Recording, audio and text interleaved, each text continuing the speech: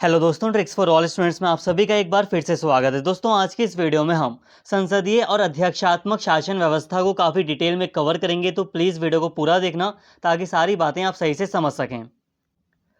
दोस्तों, यहाँ पे सारी बातें आपके सिलेबस के अकॉर्डिंग की जाएंगी, सारी बातें यहाँ पे आपको अच्छे से समझाई जाएंगी। बस आप वीडियो को पूरा देखिए। इस वीडियो का पूरा उद्देश्य यही है कि यहाँ पे जो कॉन्सेप्ट है, जैसे कि संसदीय शासन व्यवस्था क्या है या अध्यक्षीय शासन प्रणाली क्या होती है, तो इसको आपको अच्छे से समझाया जाएगा।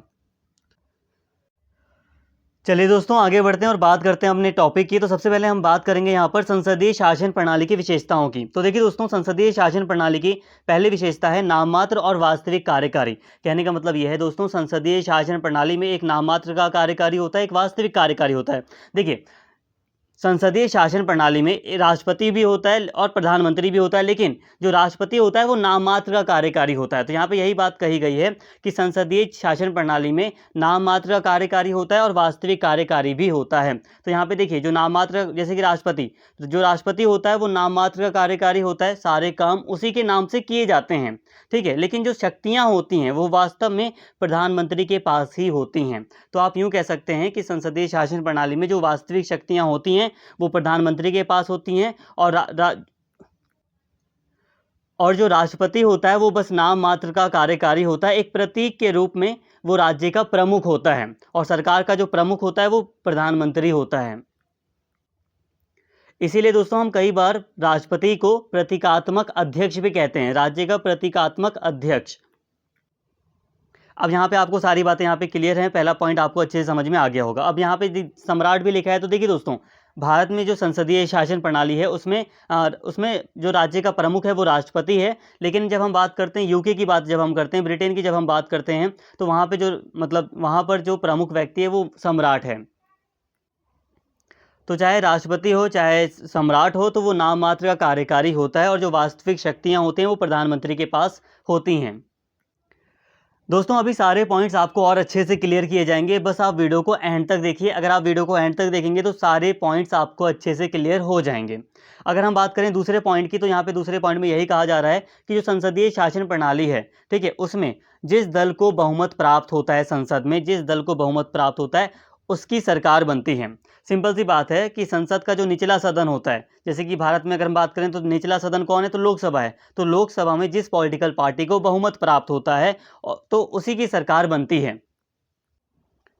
और जो दल है वो अपना एक नेता चुनती है, और जिस दल को बहुमत प्राप्त है तो उसका जो भी नेता होता है उसी को फिर प्रधानमंत्री भी नियुक्त किया जाता है। और जो राष्ट्रपति होता है दोस्तों, वो मंत्रिपरिषद की सहायता से कार्य करता है। तो यहाँ पे यही बात है कि देखिए, जिस दल को बहुमत प्राप्त होता है उसकी सरकार बन जाती है, फिर मंत्रिपरिषद का गठन किया जाता है, और जब मंत्रिपरिषद बन जाती है तो मंत्रियों की सलाह से ही, जो मंत्रिपरिषद है उसकी सलाह से ही राष्ट्रपति कार्य करता है। इसके साथ ही दोस्तों, एक विशेषता है कि इसमें मंत्रिमंडल का सामूहिक उत्तरदायित्व होता है। अब यहाँ पे बात को समझिए, मंत्रिमंडल का सामूहिक उत्तरदायित्व। यदि किसी मंत्री के विरुद्ध विधायिका, यानी कि जैसे कि भारत में लोकसभा है, तो लोकसभा में अविश्वास प्रस्ताव पास होता है तो पूरा मंत्रिमंडल को त्यागपत्र देना पड़ता है। इसके साथ ही प्रत्येक मंत्री का व्यक्तिगत उत्तरदायित्व भी होता है। यदि किसी मंत्री के विभाग में कोई गड़बड़ी होती है तो वह अपने पद से इस्तीफा दे सकता है। तो यहाँ पे बात को समझिए दोस्तों, मंत्रिमंडल का सामूहिक उत्तरदायित्व। जैसे कि दोस्तों, अगर किसी एक मंत्री के विरुद्ध, अगर लोकसभा में, इस पे भारत में हम लोकसभा की बात कर रहे हैं क्योंकि लोकसभा भारत में निचला सदन है, ठीक है, तो अगर उसमें अविश्वास प्रस्ताव पारित हो जाता है तो मतलब पूरा मंत्रिमंडल, ये समझा जाएगा कि पूरे मंत्रिमंडल ने ही विश्वास खो दिया है। क्योंकि यहाँ पर दोस्तों सामूहिक उत्तरदायित्व का सिद्धांत यहाँ पे काम करता है। इसके साथ ही व्यक्तिगत उत्तरदायित्व भी होता है यहाँ पर, कि व्यक्तिगत, अगर मान लो किसी मंत्री को लग रहा है कि कुछ गलत हुआ है तो फिर वो अपनी तरफ से अकेले इस्तीफा दे सकता है। या फिर दोस्तों, जैसे कि प्रधानमंत्री है या जो मंत्रिमंडल के दूसरे मंत्री हैं, वो किसी एक मंत्री पर प्रेशर डाल सकते हैं कि तुम इस्तीफा दे दो। या फिर जो प्रधानमंत्री है वो किसी एक मतलब वो राष्ट्रपति से भी कह सकता है कि किसी एक, जो भी कोई है XYZ, उस मंत्री को आप बर्खास्त कर दीजिए। तो मतलब एक व्यक्तिगत उत्तरदायित्व भी होता है यहाँ पे। बट हाँ, मुख्य रूप से यहाँ पर संसद के प्रति सामूहिक उत्तरदायित्व होता है मंत्रिमंडल का। इसके साथ ही दोस्तों, यहाँ पे संसदीय शासन प्रणाली की एक विशेषता है, मंत्री विधायिका और कार्यपालिका दोनों के सदस्य होते हैं। कहने का मतलब है कि वो संसद के ही सदस्य होते हैं। तो यहाँ पे बात को समझिए। तो जो मंत्री होते हैं वो विधायिका और कार्यपालिका दोनों के ही सदस्य होते हैं। उदाहरण के लिए अगर हम बात करें, जो गृह मंत्री होता है या कोई भी मंत्री, प्रधानमंत्री कोई ले लो, तो वो विधायिका यानी कि संसद का भी सदस्य होता है, वो कार्यपालिका का भी सदस्य होता है। मतलब मंत्री तो कार्यपालिका के सदस्य होते ही होते हैं। ठीक है, कार्यपालिका का मतलब है जो सरकार है, ठीक है, जिसके द्वारा सरकार चलाई जा रही है, तो वो कार्यपालिका का अंग माना जाता है। तो जो मंत्री हैं वो उसे आप कार्यपालिका का अंग ही समझो। ठीक है, तो जो मंत्री होते हैं वो विधायिका के सदस्य भी होते हैं, राज्यसभा या लोकसभा के सदस्य भी होते हैं। दोस्तों, यहाँ तक अभी हमने संसदीय शासन प्रणाली की कुछ विशेषताओं को देखा। अब हम यहाँ पे बात कर रहे हैं अध्यक्षीय शासन प्रणाली की विशेषताओं की। तो देखिए, इसकी सबसे पहले विशेषता यह है कि इसमें राष्ट्रपति या अध्यक्ष, प्रतीकात्मक राज्याध्यक्ष भी होता है और वास्तविक राज्याध्यक्ष भी होता है। कहने का मतलब यह है दोस्तों कि अध्यक्षीय शासन प्रणाली में जो प्रमुख व्यक्ति होता है वो राष्ट्रपति होता है। अब ये जो राष्ट्रपति होता है वो प्रतीक के रूप में भी प्रमुख होता है देश का, यानी कि राज्य का प्रमुख व्यक्ति होता है, और वास्तविक रूप में भी यही राज्याध्यक्ष होता है। मतलब सारी शक्तियां इसी के पास होती हैं। इसे आप ऐसे समझ सकते हैं जैसे कि संसदीय शासन प्रणाली में क्या होता था, जो राष्ट्रपति होता था या जो सम्राट होता था वो नाम मात्र का कार्यकारी होता था। ठीक है, सारी जो शक्तियां होती थी वो प्रधानमंत्री के पास होती हैं। मतलब संसदीय शासन प्रणाली में सारी शक्तियां प्रधानमंत्री के पास होती हैं। लेकिन यहाँ पर ऐसा नहीं है। यहाँ पर क्या है, जो राष्ट्रपति है उसी के पास सारी शक्तियां होती हैं, और वही प्रतीकात्मक रूप में भी वही राज्याध्यक्ष या राज्य का प्रमुख व्यक्ति होता है। तो ये बात आपको समझ में आ गई होगी। अब दोस्तों, यहाँ पे दूसरी कुछ विशेषताएं लिखी हैं अध्यक्षीय शासन प्रणाली से संबंधित। देखिए दोस्तों, यहाँ पे अगर ये सारी विशेषताएं आप समझ लेंगे तो काफ़ी अच्छे से आपको अध्यक्षीय शासन प्रणाली समझ में आ जाएगी। देखिए, आप लोगों को हल्का हल्का तो पता ही है, पहले से भी आपको आपको कई सारी जानकारी होगी, लेकिन अगर आप इन सभी पॉइंट्स को अच्छे से समझ लेंगे तो सारी चीज़ें आपकी क्लियर हो जाएंगी, आपको सारी बातें अच्छे से समझ में आ जाएगा। बस यहाँ पर थोड़ी प्रॉब्लम ये है कि इन पॉइंट्स को आपको थोड़ा डिटेल में समझना पड़ेगा, जिसके लिए आपको जो अमेरिका में जो राष्ट्रपति चुनाव होते हैं उसकी प्रक्रिया को थोड़ा सा समझना पड़ेगा। मेरा कहने का मतलब दोस्तों ये है कि हो सकता है कि मैं इन पॉइंट्स को आपको हल्का हल्का समझा दूं, लेकिन हल्का हल्का समझाने का मतलब होगा कि आपको रटना पड़ेगा। इसलिए अगर आप जो राष्ट्रपति का चुनाव होता है अमेरिका में, अगर आप इसको समझ जाएंगे तो काफ़ी अच्छे से यहाँ पे सारी बातें आपको और अच्छे से क्लियर हो जाएंगी कि अध्यक्षीय शासन प्रणाली में क्या क्या चीज़ें शामिल होती हैं। तो अब चलिए यहाँ पर हम थोड़ी सी बात कर लेते हैं राष्ट्रपति के चुनाव की, कि अमेरिका में राष्ट्रपति का चुनाव कैसे होता है। अब यहाँ पे दोस्तों सारी बातें दोस्तों अब यहाँ पे ध्यान से देखें, यहाँ पे ध्यान से सुने, सारी बातें आपको समझ में आ जाएंगी। आपको मतलब सारी बातें क्लियरली आपको समझाई जाएंगी। यहाँ पर देखिए, यहाँ पे हल्की सी बातें की जाएगी। ऐसा नहीं कि मैं बहुत डिटेल में आपको अमेरिका में राष्ट्रपति चुनाव के बारे में पढ़ाऊंगा, ऐसा बिल्कुल नहीं है। यहाँ पे मैं आपको हल्की हल्की जानकारी दूंगा सामान्य रूप से, जिसे आप समझ जाएंगे तो आपके लिए काफ़ी बेटर रहेगा। तो देखिए, अगर मैं अमेरिका की बात करूं दोस्तों, तो अमेरिका में दो प्रमुख राजनीतिक दल हैं, एक है रिपब्लिकन और एक है डेमोक्रेटिक। ठीक है, ये दो प्रमुख राजनीतिक दल हैं। जैसे कि दोस्तों अगर मैं बात करूं डोनाल्ड ट्रंप की, तो जो डोनाल्ड ट्रंप हैं वो रिपब्लिकन पार्टी से अब देखिए दोस्तों, सबसे पहले क्या होता है कि ये दोनों ही जो पार्टी हैं ये सबसे पहले डिसाइड करती हैं कि राष्ट्रपति के उम्मीदवार के तौर पर हम किसे खड़ा करेंगे। जैसे कि मान लो रिपब्लिकन पार्टी के अंदर 10 लोग हैं जो कह रहे हैं कि हाँ हम उम्मीदवार के तौर पर, राष्ट्रपति के उम्मीदवार के तौर पर खड़े होना चाहते हैं। तो ये जो 10 कैंडिडेट होंगे इस पार्टी के अंदर, उनमें आपस में थोड़ी सी प्रतिस्पर्धा होगी, और वो मतलब जो दूसरे मेंबर्स हैं वो उन्हें वोट देंगे। मतलब ये जो रिपब्लिकन पार्टी है या जो भी संबंधित पार्टी है, पॉलिटिकल पार्टी, वो अपने सदस्यों में से ही मतलब वोट देगी, जिसे सबसे ज़्यादा फिर उसे ही चूज़ किया जाएगा राष्ट्रपति के उम्मीदवार के तौर पर।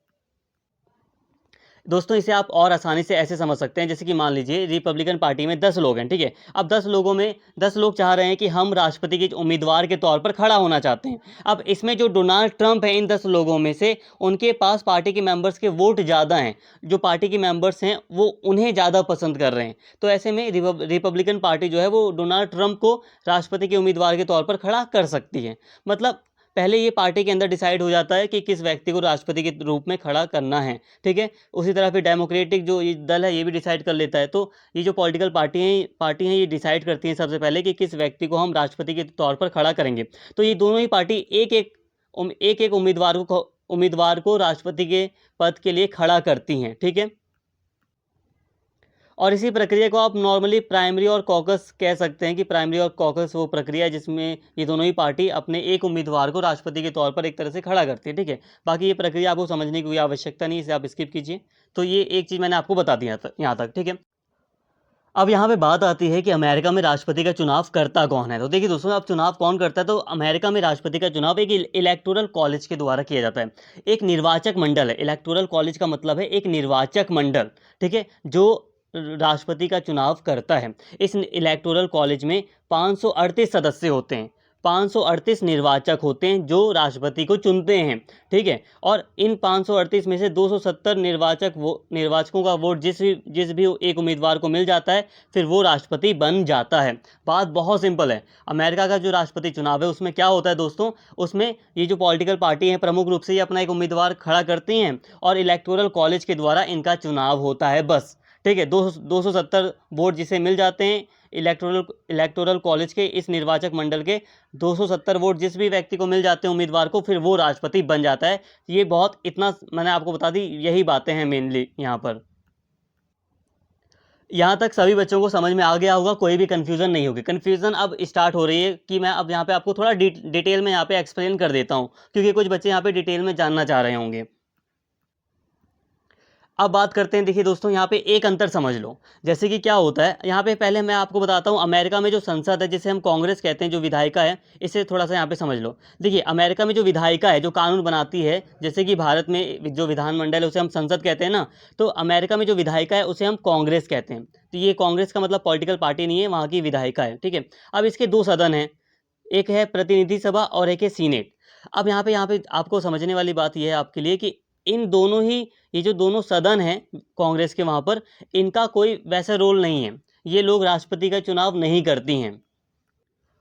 उदाहरण के लिए दोस्तों, अगर मैं भारतीय प्रधानमंत्री की बात करूं, क्योंकि वास्तविक रूप में भारतीय प्रधानमंत्री के पास शक्तियां होती हैं और उसी तरह अमेरिका के राष्ट्रपति के पास शक्तियां होती हैं। तो अगर मैं भारतीय प्रधानमंत्री की बात करूं दोस्तों, तुलनात्मक रूप से, तो जो भारतीय प्रधानमंत्री है उसका चुनाव ना जनता नहीं करती है।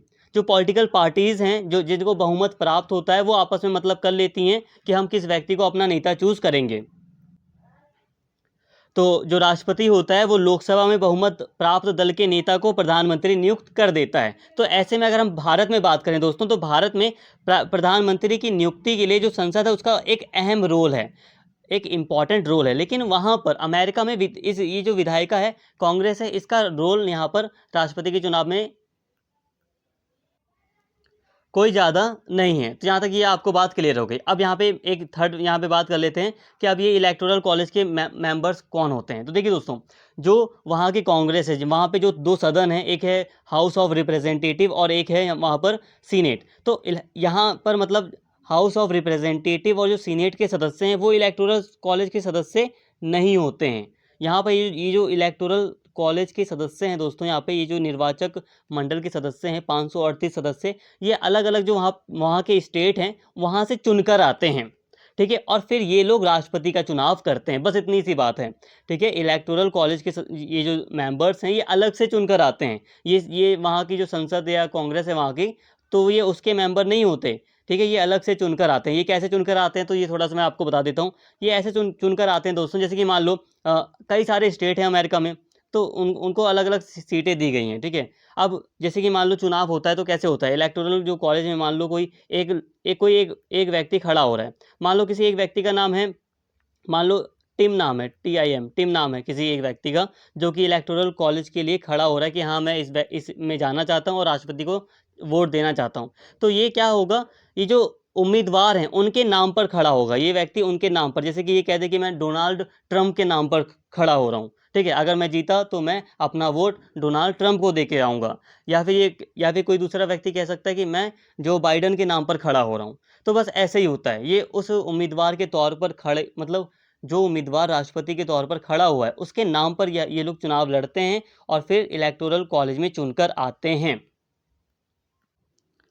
और फिर दोस्तों यही होता है कि इलेक्टोरल कॉलेज में फिर वो व्यक्ति आ जाता है और फिर यही उम्मीद की जाती है कि जिस भी व्यक्ति के नाम पर वो व्यक्ति खड़ा हुआ था वो उसी को वोट करे। मान लो इलेक्टोरल कॉलेज के मतलब मान लो 280 सदस्य ऐसे हैं जो डोनाल्ड ट्रंप के नाम पर खड़े हुए थे चुनाव में, और वो फिर जीत जाते हैं चुनाव और फिर वो इलेक्टोरल कॉलेज के सदस्य बन जाते हैं। तो उनसे उम्मीद की जाती है कि फिर वो डोनाल्ड ट्रंप को ही वोट दें। तो ऐसी उम्मीद की जाती है। तो ये मैंने सामान्य बातें बताई, आपको बहुत डीपली नहीं जाना है यहाँ पर, ये हल्की सी बातें थी ताकि सारी बातें आपको समझ में आ सके, इतना मुझे बस आपको हल्का हल्का बताना था। तो अमेरिका में जो राष्ट्रपति चुनाव होता है दोस्तों, वो यही होता है कि ये जो प्रमुख पॉलिटिकल पार्टीज हैं ये अपना अपना एक एक उम्मीदवार खड़ा कर देती हैं, और जो इलेक्टोरल कॉलेज है, ठीक है, इसके 538 सदस्य हैं, तो इन्हीं के द्वारा इनका चुनाव किया जाता है। ये सामान्य बातें मुझे आपको बतानी थी, बस इतना ही है। अगर बहुत सारे बच्चे कंफ्यूज हो रहे होंगे कि ये क्या है, तो कोई इशू नहीं है, आप इस चीज़ को स्किप भी कर सकते हो अगर आपको नहीं समझ में आ रहा। हालांकि मैंने बहुत आसानी से आपको समझाने की कोशिश की, अगर बहुत डिटेल में समझाऊंगा समझा सकता हूँ, लेकिन उसमें टाइम भी लगेगा और हो सकता है बच्चे कन्फ्यूज हो जाएं, इसलिए मैंने सामान्य रूप से ये बातें आपको बताई हैं। अब यहाँ पे सारी बातें आपके लिए थोड़ी आसान हो गई हैं। अब यहाँ पे आपको रटना नहीं पड़ेगा, और आपका जो मतलब माइंड है वो और ज़्यादा क्लियर हो जाएगा। अध्यक्ष शासन प्रणाली आपको और अच्छे से समझ में आ जाएगी, एज अ कॉलेज स्टूडेंट आपको अच्छे से समझ में आ जाएगी। इसमें राष्ट्रपति का चुनाव, अब देखिए, एक मैंने आपको विशेषता बता दी कि अध्यक्ष शासन प्रणाली की पहली विशेषता ये है कि वहाँ पर दोहरी कार्यपालिका नहीं होती। मतलब ये है कि जो राष्ट्रपति होता है वही प्रतीकात्मक अध्यक्ष भी वही होता है, प्रतीक के रूप में भी, नाममात्र का भी अध्यक्ष वही होता है, और वास्तविक भी वही होता है, ठीक है। तो यहाँ पे ये चीज़ें हैं। दूसरी विशेषता यह है दोस्तों कि इसमें राष्ट्रपति का चुनाव विधायिका नहीं करती, विधायिका राष्ट्रपति का चुनाव नहीं करती, ठीक है। जैसे कि भारत में लोकसभा की भूमिका बहुत अहम है प्रधानमंत्री के चुनाव में, ठीक है। भारत में लोकसभा में जिस भी दल को बहुमत प्राप्त होता है, उसी उसी दल का जो नेता होता है वो प्रधानमंत्री नियुक्त होता है, लेकिन वहाँ पर ऐसा नहीं है, विधायिका चुनाव नहीं करती है। हालांकि दोस्तों एक पॉइंट मैं और बता दूं, जब जब इलेक्टोरल कॉलेज में किसी उम्मीदवार को स्पष्ट बहुमत नहीं मिल पाता है, बाई चांस हो जाती है कई बार ऐसी सिचुएशन कि किसी मतलब पार्टी, किसी पॉलिटिकल मतलब कोई भी उम्मीदवार है तो उसको स्पष्ट बहुमत नहीं मिल पाता, तब जो वहाँ की विधायिका है, यानी कि अमेरिका की जो कांग्रेस है, तो उसकी थोड़ी भूमिका बढ़ जाती है। बट अभी आप यही समझिए कि राष्ट्रपति के चुनाव में विधायिका, वहाँ का जो मतलब राष्ट्रपति का चुनाव विधायिका नहीं करता है, बल्कि पूरा जो निर्वाचक मंडल, जो इलेक्टोरल कॉलेज है, उसके द्वारा किया जाता है। संयुक्त राज्य अमेरिका के नागरिक अभी तक अपना राष्ट्रपति निर्वाचक गण के माध्यम से चुनते हैं। मतलब वहाँ के जो नागरिक हैं वो अपना राष्ट्रपति कैसे चुनते हैं, इलेक्टोरल कॉलेज के मेंबर्स के द्वारा, ठीक है। परंतु निर्वाचक गण विधायिका के सदस्य नहीं होते। निर्वाचक गण ऐसे कार्यकर्ता हैं जिन्हें जिन्हें मतदाता शुरू शुरू में चुनते हैं, ताकि वे उनके लिए उपयुक्त प्रतिनिधि का चुनाव कर सकें। कहने का मतलब दोस्तों ये है कि इलेक्टोरल कॉलेज के मेंबर कौन होते हैं, तो ये इलेक्टोरल कॉलेज के जो मेंबर्स हैं वो चुनकर आते हैं, लोगों के द्वारा चुने जाते हैं वो, ठीक है, और फिर उनके द्वारा राष्ट्रपति का चयन किया जाता है। तो ये सामान्य बातें थी। आई होप यहाँ पे आपको सारी बातें समझ में आई होंगी, ये वाला पॉइंट आपको अच्छे से क्लियर हो गया, क्योंकि मैंने जो भी बातें अभी आपको थोड़ी देर पहले बताई थी वही बातें हैं यहाँ पर। यहाँ पर एक पॉइंट लिखा है, देखिए दोस्तों, यह मान सकते हैं कि व्यवहारता नागरिक सीधे ही राष्ट्रपति का चुनाव करते हैं। मतलब यह है कि इलेक्टोरल कॉलेज वहाँ में, देखिए, संयुक्त राज्य अमेरिका में जो इलेक्टोरल कॉलेज है उसके सदस्य लोगों के द्वारा चुने जाते हैं, फिर ये जो इलेक्टोरल कॉलेज है ये राष्ट्रपति का चुनाव करता है। तो इस तरह ऐसा भी मान सकते हैं कि नागरिक ही राष्ट्रपति का चुनाव कर रहे हैं। इसमें राष्ट्रपति, इसके अलावा दोस्तों एक विशेषता यह है कि इसमें राष्ट्रपति विधायिका का अंग नहीं होता।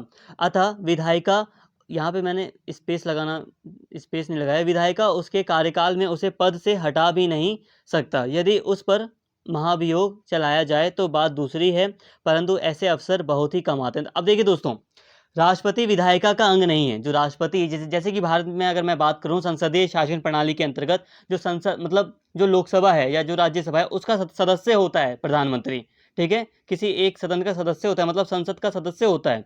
लेकिन यहाँ पे राष्ट्रपति विधायिका का अंग नहीं है, जो वहाँ की जो विधायिका है उसका अंग नहीं है, इसीलिए विधायिका उसके कार्यकाल में उसे पद से नहीं हटा सकती। तो नॉर्मली अगर हम बात करें भारत में या जो संसदीय शासन प्रणाली है उसकी बात करें, तो यहाँ पर प्रधानमंत्री को विधायिका के द्वारा हटाया जा सकता है, कई तरीके से हटाया जा सकता है। लेकिन वहाँ पर इतना आसान नहीं है विधायिका के लिए कि वो राष्ट्रपति को हटा दे। बस हाँ, जब महाभियोग चलाया जा रहा है, कोई गंभीर आरोप लगे हैं राष्ट्रपति के ऊपर, तो उसे हटाया जा सकता है, लेकिन ऐसे अवसर बहुत कम आते हैं। इसमें राष्ट्रपति को यह अधिकार नहीं होता कि वह विधायिका को समय से पहले भंग करके आम चुनाव की घोषणा कर दे।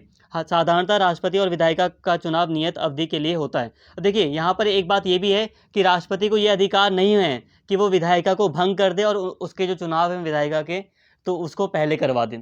भारत में लोकसभा को आसानी से प्रधानमंत्री के द्वारा भंग किया जा सकता है, क्योंकि भारत में संसदीय शासन प्रणाली है, लेकिन अध्यक्षीय शासन प्रणाली में ऐसा नहीं किया जा सकता। दोस्तों सारी चीज़ें और अच्छे से क्लियर होंगी, बस प्लीज़ आप वीडियो को एंड तक देखिए। अभी और मैं अमेरिका और यूके के बारे में और अच्छे से विस्तार से बातें आपको बताऊंगा। इसके अलावा दोस्तों एक विशेषता ये है अध्यक्षीय शासन प्रणाली की कि इसमें राष्ट्रपति अपने मंत्रिमंडल के सदस्य अपनी पसंद से रख सकता है। अब राष्ट्रपति का जो मतलब मंत्रिमंडल है, तो उसमें जो सदस्य होंगे वो राष्ट्रपति अपने पसंद से रख सकता है। दोस्तों अब आगे बढ़ने से पहले यहाँ पे सारी बातें कंक्लूड कर लेते हैं। तो अभी मैंने आपको स्टार्टिंग में बताया संसदीय शासन प्रणाली की विशेषता को, ठीक है, कि संसदीय शासन प्रणाली में क्या होता है, एक नाम मात्र और एक वास्तविक कार्यकारी होता है। एक नाम मात्र का कार्यकारी होता है, नॉर्मली राष्ट्रपति है जो सम्राट होता है वो नाम मात्र का कार्यकारी होता है। जो सारी शक्तियाँ होती हैं वो प्रधानमंत्री के पास होती हैं संसदीय शासन प्रणाली में, ठीक है। इसके साथ ही मैंने आपको बताया कि संसदीय शासन प्रणाली में बहुमत दल का शासन होता है। जिस दल को बहुमत प्राप्त होता है, ठीक है, उसका शासन होता है, वो सरकार बनाती है। इसके अलावा मंत्रिमंडल का सामूहिक उत्तरदायित्व।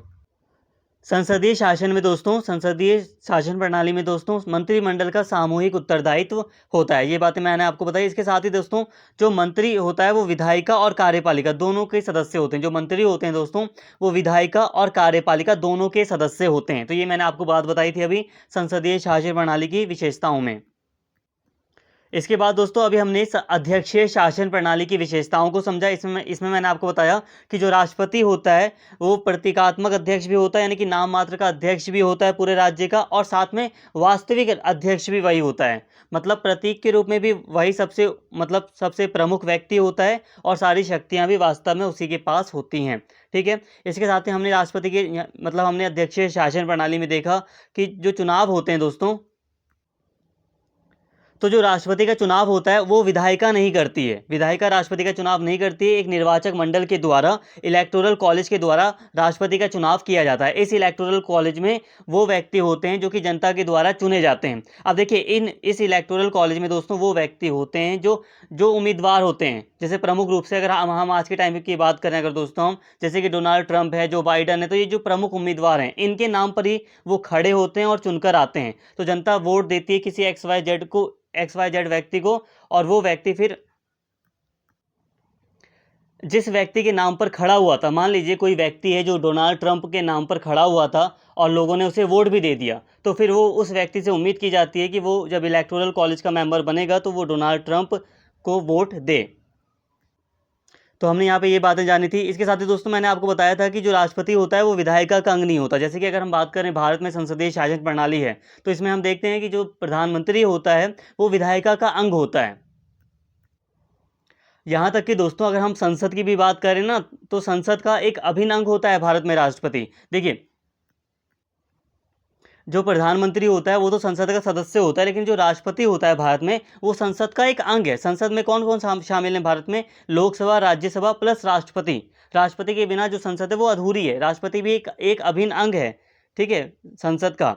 तो लेकिन यहाँ पर अगर हम बात करें अध्यक्षीय शासन प्रणाली में, तो जो राष्ट्रपति होता है वो विधायिका का अंग नहीं होता है, ठीक है। ये बातें यहाँ पे स्पष्ट हैं। इसके साथ ही दोस्तों यहाँ पे मैंने आपको एक बात बताई थी कि जो राष्ट्रपति होता है वो विधायिका को समय से पहले भंग नहीं करता है या नहीं कर सकता है,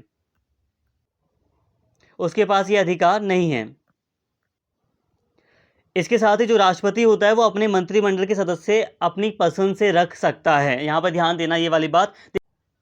कहने का मतलब दोस्तों यही है कि अध्यक्षीय शासन प्रणाली में जो राष्ट्रपति होता है वो अपने मंत्रिमंडल के सदस्य अपनी पसंद से रख सकता है। अब दोस्तों थोड़ा एग्जाम पर्सपेक्टिव से थोड़ा यहाँ पे कुछ इंपॉर्टेंट बातें हैं, इसको समझ लेते हैं। देखिए दोस्तों यहाँ पे ध्यान से समझिए। कई बार एग्जाम में डायरेक्टली कहा जाता है कि ब्रिटेन की संसदीय शासन प्रणाली की विशेषताओं को लिखिए, या ब्रिटेन के संदर्भ में संसदीय शासन प्रणाली की सभी विशेषताओं को बताइए। और कई बार ऐसे भी प्रश्न आता है कि जो यूएसए है उसकी अध्यक्षीय शासन प्रणाली की विशेषताएं बताइए, या यूएसए का नाम भी आ जाता है कई बार क्वेश्चन में। तो इसीलिए यहाँ पे दोस्तों हम थोड़ा ब्रिटेन और यूएसए की जो संसदीय शासन प्रणाली है या जो अध्यक्षीय शासन प्रणाली है, इसके कॉन्टेक्स्ट में थोड़ी और विशेषताओं को देख लेते हैं। यहाँ पर अभी तक मैंने जो भी पढ़ाया वो उन सभी बातों को भी आप यहाँ पर लिख सकते हो। जैसे कि संसदीय शासन प्रणाली में मैंने जो कुछ भी पढ़ाया आप उसको यहाँ पर भी ऐड कर सकते हो, क्योंकि ब्रिटेन में भी वो विशेषताएं पाई जाती हैं।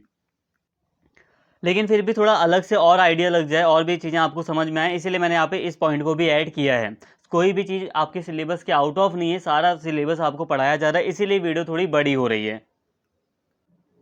मेरा मकसद इतना है दोस्तों कि मैं आपको यहाँ पे इतनी बातें बता दूं कि आपको कोई और वीडियो या कोई और सोर्स पढ़ने की भी आवश्यकता ना पड़े। एक ही वीडियो से आपको सारे जो भी मतलब टॉपिक है वो अच्छी तरीके से आपको क्लियर हो जाए। तो यहाँ पे थोड़ा ब्रिटेन के कॉन्टेक्स्ट में हम थोड़ा सही से देख लेते हैं कि संसदीय शासन प्रणाली की क्या विशेषताएं। अब ज़्यादा टाइम लगेगा नहीं, सारी बातें मैंने आपको ऑलरेडी समझाई दी हैं, तो बस जल्दी जल्दी आपको सारी बातें समझ में आ जाएंगी। देखिए दोस्तों, अगर हम ब्रिटेन के अंदर बात करें तो ब्रिटेन का संविधान जो है वो लिखित नहीं है। इसके अनेक कानून, अधिनियम और न्यायिक निर्णय और परंपराओं से मिलकर बना है। मतलब कहने का दोस्तों ये है कि ब्रिटेन का जो संविधान है वो लिखा हुआ नहीं है, लेकिन फिर भी यहाँ पे कैसे व्यवस्था चलती है, तो कई सारे परंपरागत कानून हैं जो परंपराओं के रूप में चले आ रहे हैं। इसके अलावा कई सारे अधिनियम बने हुए हैं, अधिनियम लिखे हुए हैं। ऐसा नहीं कि अधिनियम लिखे हुए नहीं है, कई सारे अधिनियम पारित किए हैं संसद ने, तो उसको भी फॉलो किया जाता है। मतलब कहने का यह है कि एक व्यवस्थित रूप से वहाँ का संविधान लिखित संविधान नहीं है। लेकिन इसका ये मतलब नहीं है कि वहाँ के संविधान की कोई बात लिखी हुई नहीं है। कई सारी चीज़ें लिखी हुई हैं, कई सारी चीज़ें परंपराओं के रूप में चली आ रही हैं, और एक व्यवस्थित रूप से सारी चीज़ें अरेंज करके, मतलब एक व्यवस्थित रूप से संविधान के रूप में नहीं लिखी गई हैं, इसलिए नॉर्मली अलिखित संविधान कह दिया जाता है। एक ये पहला पॉइंट है यहाँ पर नॉर्मली। इसके साथ ही दोस्तों, ब्रिटेन में जो संसदीय शासन प्रणाली है उसमें हमें एकात्मक शासन देखने को मिलता है। वहाँ पर एकात्मक शासन है, कहने का मतलब यह है कि जो केंद्र सरकार है, सारी शक्तियाँ उसी के पास होती हैं, और केंद्र सरकार फिर अपनी सुविधा अनुसार जो वहाँ की जो दूसरी सरकारें हैं, मतलब जो स्थानीय सरकारें हैं, उनको शक्तियां दी जाती हैं। ये केंद्र सरकार के ऊपर डिसाइड कर मतलब ये केंद्र सरकार के ऊपर निर्भर करता है कि वो कितनी शक्तियां स्थानीय सरकार को देगी। तो ये केंद्र सरकार, मतलब कहने का यही है कि सारी शक्तियां केंद्र सरकार के पास रहती हैं, एकात्मक शासन स्थापित है। इसके साथ ही दोस्तों, ब्रिटेन में संसदीय प्रणाली में यानी कि कार्यपालिका और विधायिका एक दूसरे से जुड़े हुए हैं। कार्यपालिका और विधायिका जो है वो एक दूसरे से जुड़े हुए हैं, तो ये सामान्य बात है, ये तो होता ही है। और मंत्रिमंडल के सदस्य संसद से चुने जाते हैं, ठीक है, ये एक विशेषता है। इसके अलावा संसद की सर्वोच्चता, ब्रिटेन में ये चीज़ एक आपके लिए काफ़ी इंपॉर्टेंट है। ब्रिटेन में संसद की सर्वोच्चता है, यानी कि संसद किसी भी कानून को बना सकती है, बदल सकती है या रद्द कर सकती है, और किसी भी न्यायिक और या संवैधानिक अवरोध का सामना नहीं करना पड़ता। देखिए दोस्तों, अगर हम बात करें भारत की संसदीय शासन प्रणाली की, तो इसमें आपको देखने को मिलेगा कि भारत की संसद ने कई सारे कानूनों को पारित किया है, कई सारे अधिनियम को भारतीय संसद पारित करती है, लेकिन फिर भी न्यायालय में, सुप्रीम कोर्ट में उसे चुनौती दी जाती है, और कई बार सुप्रीम कोर्ट संसद का जो भी अधिनियम होता है उसको रद्द कर देता है। कई बार आपको एक बैलेंस देखने को मिलेगा कि भारत में जो संसद है, ऐसा नहीं कि वो सर्वोच्च है, ठीक है, संसद भारत में सर्वोच्च है, लेकिन साथ में जो न्यायपालिका है वो भी सर्वोच्च है, ठीक है, दोनों में एक संतुलन बनाया गया है। संतुलन का मतलब यहाँ पर यह है दोस्तों कि दोनों को शक्तियाँ दी गई हैं, ठीक है, दोनों अपने अपने कार्य में स्वतंत्र हैं, दोनों को शक्तियाँ दी गई हैं। तो भारत में कई सारे कानूनों को रद्द किया गया है सुप्रीम कोर्ट के द्वारा। लेकिन अगर हम बात करें ब्रिटेन की संसद की, तो ब्रिटेन की संसद को ज़्यादा शक्तियाँ प्राप्त है। वो ब्रिटेन की जो संसद है वो सर्वोच्च है, उसे ज़्यादा शक्तियाँ प्राप्त है, वो संविधान के कानूनों को काफ़ी आसानी से बदल सकती है। इसके साथ ही ब्रिटेन की संसदीय शासन प्रणाली की एक विशेषता है कि वहाँ पर द्विदलीय प्रणाली है, मतलब दो दल प्रमुख हैं, ठीक है, दो प्रमुख दल हैं वहाँ पर, ठीक है, चुनाव में दो ही दल प्रमुख रहते हैं, एक है कंजर्वेटिव पार्टी और एक है लेबर पार्टी, ठीक है, अनुदार दल यानी कि कंजर्वेटिव पार्टी और श्रमिक दल यानी कि लेबर पार्टी। हालांकि कुछ छोटे दल भी हैं वहाँ पर। इसके साथ ही ब्रिटेन में संसद के दो सदन हैं, House of Commons and House of Lords. तो ये सामान्य बातें थी, आपको समझ में आ गया होगा।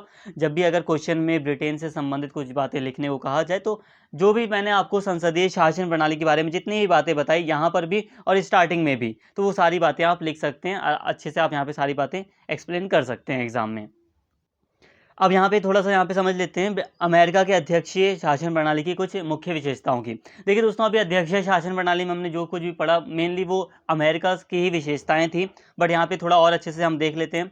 अब अमेरिका का संविधान लिखित है और सबसे पुराना संविधान है, जो 1787 में बनाया गया। अमेरिका में संघीय शासन है, यानी कि शक्ति केंद्रीय सरकार और 50 राज्यों के बीच बांटी गई है। अब अमेरिका में ये जो अध्यक्षीय शासन प्रणाली है, इसके अंतर्गत अगर हम बात करें तो अमेरिका में संघीय शासन है, संघीय शासन व्यवस्था स्थापित है, जहाँ पर केंद्र सरकार भी है और राज्य सरकार भी है, तो दोनों का ये अस्तित्व है। वहाँ पर दोनों ही सरकारों के अस्तित्व की बात की गई है, राज्य सरकार को भी शक्तियाँ दी गई हैं और केंद्रीय सरकार के पास भी शक्तियाँ हैं। इसके साथ ही अमेरिका में अध्यक्षीय प्रणाली है, यानी कि राष्ट्रपति देश का प्रमुख सरकार कार्यकारी और राष्ट्र प्रमुख होता है। वहाँ पर मैंने आपको स्टार्टिंग में विशेषता बताई भी थी कि जो राष्ट्रपति होता है वो देश का भी प्रमुख है और राष्ट्र प्रमुख भी, मतलब देखिए सारी शक्तियां भी उसी के पास हैं और वो प्रमुख भी वही है।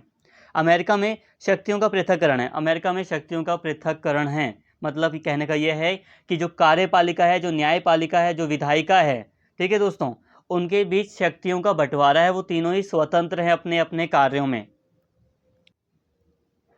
इसके साथ ही अमेरिका में द्विदलीय प्रणाली है, ठीक है, दो वहाँ पर भी दो ही दल हैं प्रमुख रूप से, एक है रिपब्लिकन और एक है डेमोक्रेटिक दल। इसके साथ ही अमेरिका में विधायिका को कांग्रेस कहा जाता है, जिसके दो सदन है, प्रतिनिधि सभा और सीनेट। तो ये सामान्य बातें थी, आई होप यहाँ पे ये बातें आपको क्लियर हुई होंगी। ज़्यादा एक्सप्लेन नहीं कर रहा हूँ मैं, क्योंकि ऑलरेडी मैंने सारी बातें आपको समझाई हैं।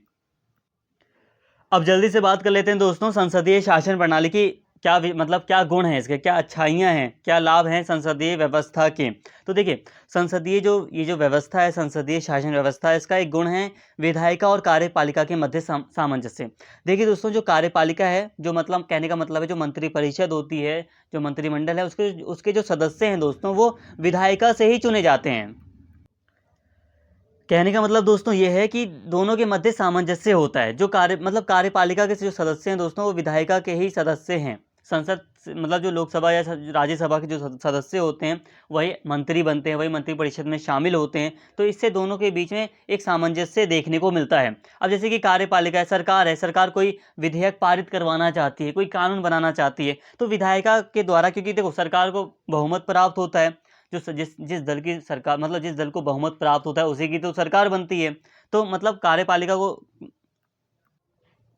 कहने का मतलब यही दोस्तों कि कार्यपालिका और विधायिका के बीच में एक सामंजस्य देखने को मिलता है, यहाँ पर संघर्ष कम होता है। कहने का मतलब ये आप समझ सकते हो। इसके साथ ही उत्तरदायी सरकार, यहाँ पे उत्तरदायित्व तो थोड़ा बढ़ जाता है।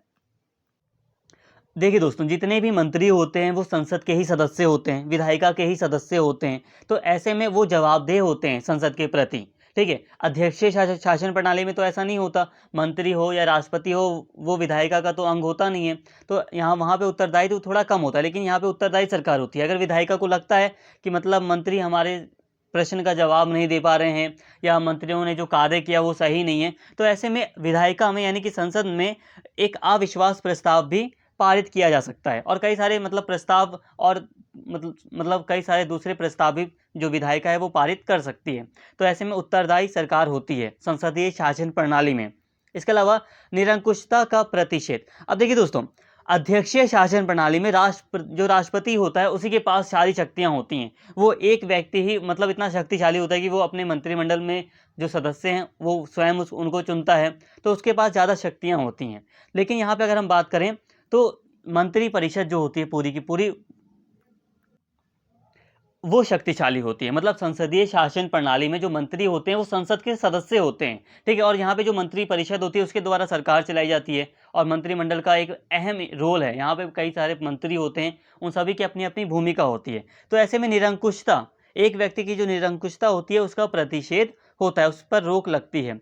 इसके साथ ही अगर मान लीजिए विधायिका को लगता है कि जो सरकार है वो निरंकुश हो रही है, तो वो अविश्वास प्रस्ताव पारित कर सकती है विधायिका, ठीक है। इसके अलावा वैकल्पिक सरकार की व्यवस्था। अब देखिए वैकल्पिक सरकार की व्यवस्था का मतलब दोस्तों ये है, मान लीजिए जिस दल की सरकार है अगर वो बहुमति खो दे, विधायिका में वो अपना बहुमति खो देता है, तो ऐसे में जो दूसरा दल है वो अपनी सरकार बना सकता है। यहाँ पे गठबंधन की सरकार आपने कई बार देखा होगा कि कई बार गठबंधन की सरकार बन जाती है, ठीक है। मतलब दोबारा चुनाव नहीं करवाने पड़ते और वैकल्पिक सरकार की यहाँ पे व्यवस्था रहती है। इसके साथ ही दोस्तों व्यापक प्रतिनिधित्व का मतलब यही है कि यहाँ पर संसदीय शासन प्रणाली में जो मंत्री वगैरह हैं वो लोगों का प्रतिनिधित्व करते हैं। तो ऐसे व्यापक प्रतिनिधित्व देखने को मिलता है। तो एक बड़ी मंत्रिपरिषद होती है, तो इसमें कई सारे मंत्री होते हैं। तो इस तरह जो सरकार होती है वो लोगों का प्रतिनिधित्व कर रही होती है। तो ये चीज़ें हमें देखने को मिलती है। लेकिन इसके साथ ही दोस्तों संसदीय शासन प्रणाली में कुछ दोष भी हैं, इन्हें भी जल्दी से देख लेते हैं। जैसे कि अस्थिर सरकार। अब सरकार अस्थिर होती है, कौन से मतलब सरकार कब गिर जाए, मतलब दोस्तों स्थायी सरकार की व्यवस्था नहीं होती। यहाँ पर इस संसदीय व्यवस्था में स्थायी सरकार की व्यवस्था नहीं होती। कई बार दल बदल हो जाते हैं, कई लोग दल बदल कर लेते हैं, तो इस कारण से सरकार गिर जाती हैं, सरकार बन जाती हैं। तो कई बार सरकार गिर रही हैं, कई बार सरकार बन रही हैं। तो हमें एक अस्थिर सरकार देखने को भी मिलती है संसदीय शासन व्यवस्था में। ऐसा आपने भारत में भी देखा है।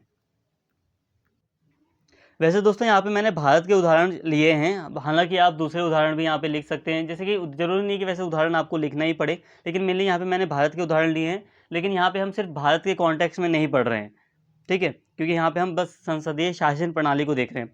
नीतियों की निश्चितता का अभाव, मतलब ये दोस्तों की सरकार बन रही है, सरकार बिगड़ रही है, तो इससे क्या होता है कि नीतियां भी बदलती रहती हैं, ठीक है। अब मैंने यहाँ पे, आप देखिए यहाँ पे एक चीज़ यहाँ पे समझ लो कि नॉर्मली अगर 5 साल बाद चुनाव हो रहे हैं, 5 साल बाद सरकार बदल रही है, तो ठीक है, ऐसा पॉसिबल है कि नीतियाँ बदल जाएं, लेकिन 5 साल बाद। लेकिन अगर अस्थिर सरकार है, कई बार गठबंधन की सरकार बन रही है, गठबंधन टूट रहा है, तो सरकार गिर जा रही है, तो इससे क्या प्रॉब्लम होती है कि नई सरकार जो बन रही है तो वो पिछली सरकार की जो नीतियाँ थी उसे बहुत आसानी से बदल देती है। तो ऐसे मतलब नीतियों की निश्चितता का अभाव रहता है। इसके अलावा मंत्रिमंडल की निरंकुशता, अभी तो हमने पढ़ा था कि मंत्रिमंडल थोड़ा प्रतिनिधित्व, जो मंत्री होते हैं वो लोगों का प्रतिनिधित्व करते हैं, एक व्यापक प्रतिनिधित्व देखने को मिलता है, एक व्यक्ति की निरंकुशता पर रोक लगती है, लेकिन फिर भी यहाँ पे मंत्रिमंडल की निरंकुशता दिखाई देती है। जो मंत्री होते हैं, स्पेशली जो कैबिनेट मंत्री होते हैं, उनकी निरंकुशता देखने को मिलती है। इसके अलावा शक्ति पृथक्करण के विरुद्ध, एक दोस्त यहाँ पे ये माना जाता है संसदीय शासन प्रणाली में कि शक्ति पृथक्करण के विरुद्ध, मतलब दोस्तों जो विधायिका है, यानी कि जो संसद है, और जो कार्यपालिका है, वो दोनों एक साथ, मतलब एक साथ हैं और अविभाज्य होते हैं। तो ऐसे में शक्ति पृथक्करण नहीं है, यहाँ पर विधायिका और कार्यपालिका एक दूसरे से जुड़े हुए हैं। तो यहाँ पर हमें ये मतलब जो शक्ति का पृथक्करण का जो सिद्धांत है, इसका अभाव दिखाई देता है, ये इसके विरुद्ध है। जैसे कि दोस्तों अध्यक्षीय शासन प्रणाली में अमेरिका की अगर मैं बात करूं, तो वहाँ पे क्या है कि शक्ति पृथक्करण का सिद्धांत है कि जो कार्यपालिका है, जो न्यायपालिका है और जो विधायिका है, यानी कि जो कार्यपालिका है, जो विधायिका है, उन दोनों के बीच में शक्तियों का बंटवारा है, वो दोनों अपने अपने क्षेत्र में स्वतंत्र हैं। लेकिन यहाँ पे ऐसा नहीं है, यहाँ पे शक्ति के पृथक्करण के विरुद्ध चीज़ें हमें देखने को मिलती हैं विधायिका और कार्यपालिका के बीच में।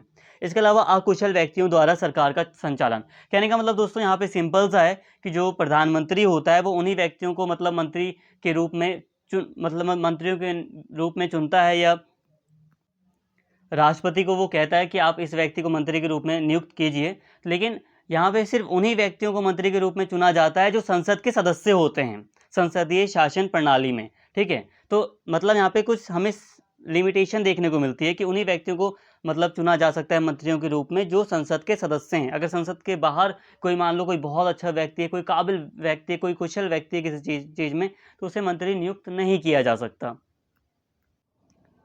तो आई होप यहाँ पे आपको ये बातें समझ में आई होंगी। तो अभी हमने दोस्तों संसदीय शासन प्रणाली के गुण और दोष की बात की, अब हम बात कर रहे हैं यहाँ पे अध्यक्षीय शासन प्रणाली के गुण और दोष की। जल्दी जल्दी समझेंगे यहाँ पे। देखिए सरकार का स्थायित्व, अब बहुत अच्छे से चीज़ें समझ में आएंगी यहाँ पर और अच्छे से। सरकार का स्थायित्व होता है यहाँ पर।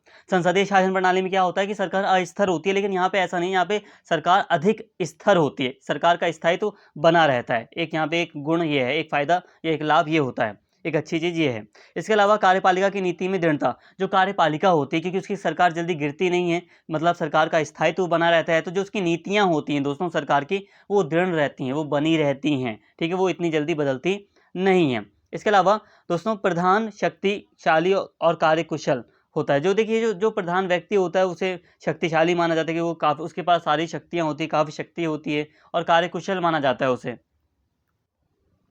कार्यकुशल वर्ड आप चाहें तो हटा सकते हैं, लेकिन फिर भी काफ़ी ज़्यादा शक्ति होती है एक व्यक्ति के पास, तो वो काफ़ी अच्छे से डिसीजन ले सकता है कि वो उसे किस मंत्री को रखना है, किस मंत्री को बर्खास्त करवाना है, तो ये उसके लिए काफ़ी आसान रहता है, ठीक है।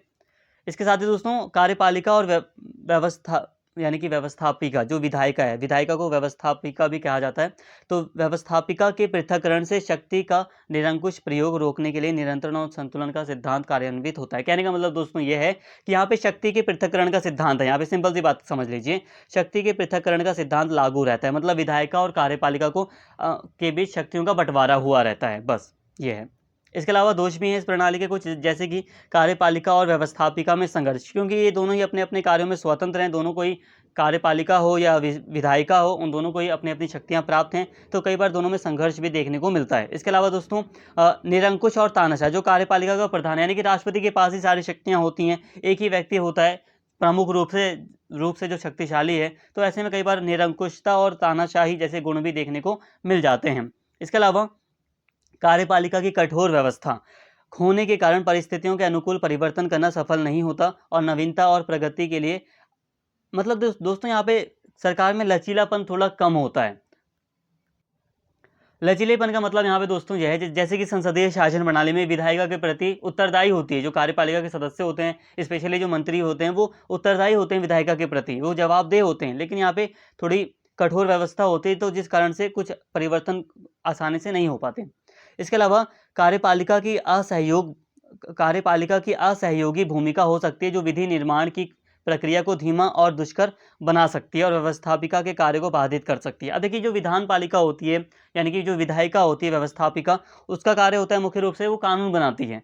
तो अगर जो कार्यपालिका है वो असहयोग करती है तो ऐसे में कुछ बाधाएं उत्पन्न हो सकती हैं। इसके साथ ही दोस्तों यहाँ पे एक पॉइंट है दलबंधी राजनीति। तो इसका मतलब नॉर्मली ये है कि जैसे कि देखिए हो सकता है कि जो राष्ट्रपति है तो वो अपने दल से ही संबंधित जो भी चीज़ें हैं वो उन्हीं चीज़ों पर ज़्यादा ध्यान दे, तो ऐसा भी यहाँ पर हो सकता है।